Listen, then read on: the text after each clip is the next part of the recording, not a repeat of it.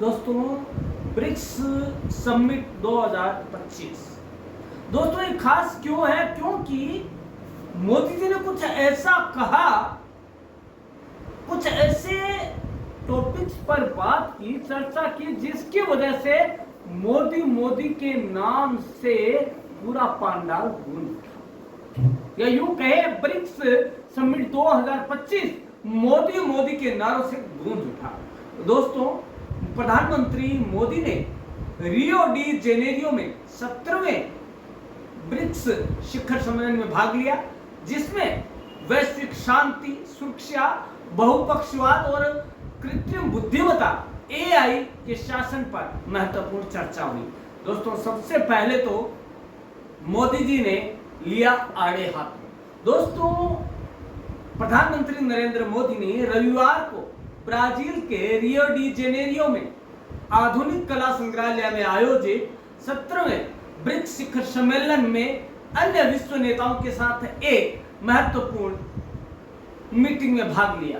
BRICS देशों और अन्य देशों के नेताओं की साझा सोच के साथ उन्होंने अपनी सोच मिलाई और उन्होंने कहा, क्या कहा दोस्तों वही जानते हैं। सबसे पहले उन्होंने सहयोग की भावना को दर्शाया। और दोस्तों आपको बता दें कि ब्रिक्स सम्मेलन एक सम्मेलन नहीं है, ब्रिक्स एक समूह है, पारिवारिक समूह है, जिसमें कि ब्राजील, रूस, भारत, चीन और दक्षिण अफ्रीका के साथ साथ नए सदस्य मिस्र, इथोपिया, ईरान, यूएई, इंडोनेशिया और सऊदी अरब भी शामिल है। सभी ने भाग लिया।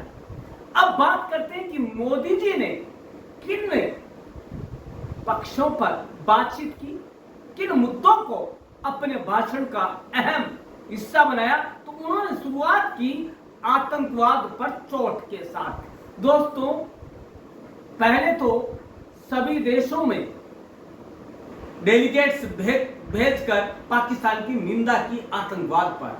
अब ब्रिक्स में भी घसीटा गया पाकिस्तान को और निंदा की गई उसकी, और उसके खिलाफ पूरा समर्थन प्राप्त किया गया।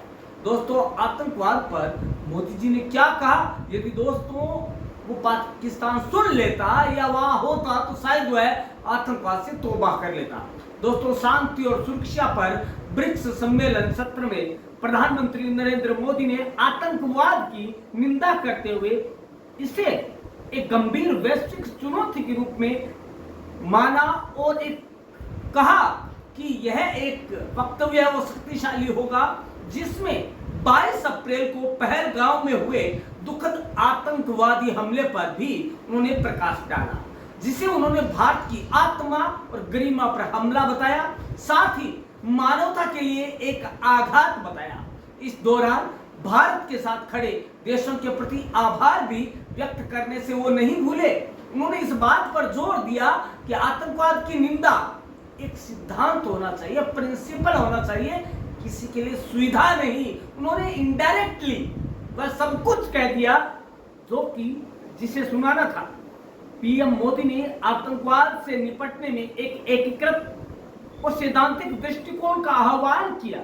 कहा कि इस तरह के कुकृत्यों का उनके स्थान या लक्ष्य के आधार पर आकलन करना मानवता के साथ विश्वासघात होगा। उन्होंने सभी देशों से राजनीतिक विचारों को अलग रखने और वैश्विक शांति और सहयोग और मानवीय गरिमा को बनाए रखने के लिए एकजुट होने का आग्रह भी किया। दोस्तों ब्रिक्स नेताओं ने भी पहलगाम में आतंकवादी हमले की बढ़ चढ़कर निंदा की। दोस्तों आतंकवादी हमला जो कि पहलगाम में 22 अप्रैल को हुआ, जिसमें कि 26 लोगों की दुखद मौत हुई और कई अन्य घायल हुए, वहां के ब्रिक्स नेताओं ने इस बात पर जोर दिया कि आतंकवाद अपने सभी रूपों और अभिव्यक्तियों में, चाहे वह किसी भी उद्देश्य से हो, आपराधिक और अनुचित है और इसका मुकाबला शून्य सहनशीलता के साथ किया जाना चाहिए। अर्थात हर हालत में आतंकवाद कुचले जाने योग्य है। उन्होंने कहा कि घोषणा पत्र में आतंकवादियों की सीमा पर आवाजाही, आतंकवाद के वित्त पोषण और सुरक्षित ठिकानों को संबोधित करने की उनकी प्रतिबद्धता की पुष्टि की गई। नेताओं ने इस बात पर जोर दिया कि आतंकवाद को किसी धर्म, राष्ट्रीयता या जातीय समूह से नहीं जोड़ा जाना चाहिए। आतंकवाद आतंकवाद है और जिसका मूल उद्देश्य है आतंकवाद का मानवता पर प्रहार करना। उन्होंने मानवाधिकार और मानवीय कानून सहित अंतर्राष्ट्रीय कानून का पालन करने की वैश्विक आतंकवाद विरोधी प्रयासों का आह्वान किया और भारत का जो प्रयास रहा उसके लिए उन्होंने सराहना भी की। ब्रिक्स नेताओं ने सहयोग को गहरा करने के उद्देश्य से आतंकवाद विरोधी कार्य समूह CTWJ और उसके उपसमूह के लिए समर्थन व्यक्त किया। उन्होंने कहा कि आतंकवाद के खिलाफ हम सब एक हैं। दोस्तों, अब बात आती है ब्रिक्स की संभावनाओं पर। प्रधानमंत्री मोदी जी ने क्या कहा वो भी जान लेते हैं। दोस्तों, प्रधानमंत्री मोदी जी ने यह कहा कि हम वैश्विक भविष्य के लिए एक मत हैं। उन्होंने कहा कि ब्राजील के रियो डी जेनेरियो में शिखर सम्मेलन में साथी ब्रिक्स नेताओं के साथ निकट सहयोग और साझा विकास के लिए हमारी प्रतिबद्धता की पुष्टि होती है। उन्होंने ब्रिक्स में अधिक समावेशी और न्याय संगत वैश्विक भविष्य को आकार देने की अपार क्षमता पर भी प्रकाश डाला। विदेश मंत्रालय ने वैश्विक चुनौतियों से निपटने और साझा मूल्यों को बढ़ावा देने के लिए ब्रिक्स देशों की सामूहिक प्रतिबद्धता पर भी उन्होंने प्रकाश डाला। दोस्तों, इसके अलावा आपको बता दें कि वैश्विक चुनौतियों से निपटने और साझा मूल्यों को बढ़ावा देने के लिए एक सामूहिक प्रतिबद्धता पर विचार विमर्श किया गया मोदी जी के द्वारा। दोस्तों, मोदी जी ने ब्राजील के रियो डी जेनेरियो में 17वें ब्रिक्स शिखर सम्मेलन में एक पारिवारिक फोटो के लिए ब्रिक्स के नेताओं के साथ शामिल होते हुए उन्होंने कहा, ब्रिक्स का विस्तार और नए मित्रों का जुड़ना इस बात का सबूत है कि ब्रिक्स एक ऐसा संगठन है जो समय के साथ, समय के हिसाब से खुद को बदल सकता है। और अब हमें संयुक्त राष्ट्र सुरक्षा परिषद, विश्व व्यापार संगठन और बहुपक्षीय विकास बैंकों जैसी संस्थाओं में सुधार के लिए भी यही इच्छा शक्ति दिखानी होगी। अब प्रधानमंत्री मोदी जी ने इसी सम्मेलन में वैश्विक संस्थाओं में सुधार की बात कही।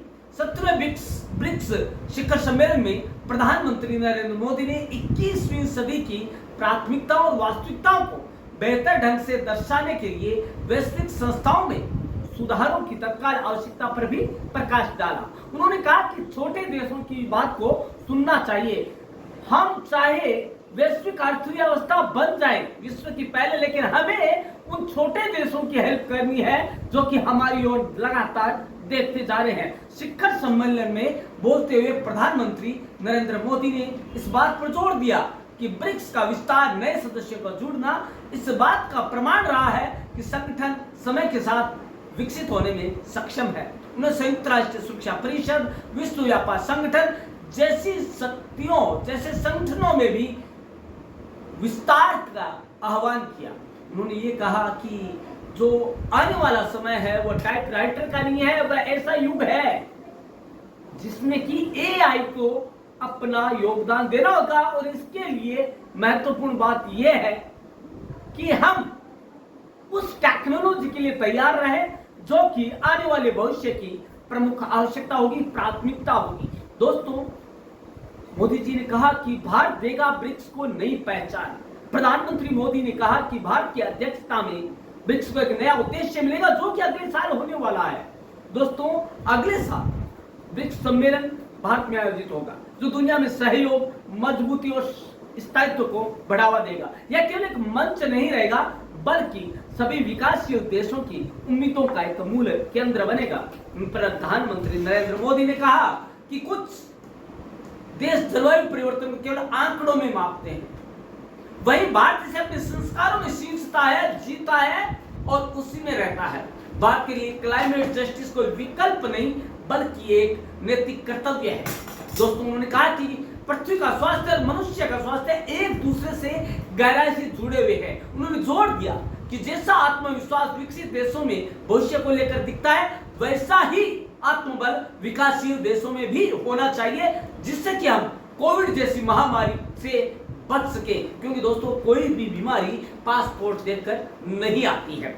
दोस्तों, अब आपको बता दें, उन्होंने क्या कहा छोटे देशों को लेकर? उन्होंने कहा कि छोटे देशों की आवाज भी मजबूत होनी चाहिए, समय आ गया है। उन्होंने कहा कि छोटे देशों को भी समर्थन मिलना चाहिए।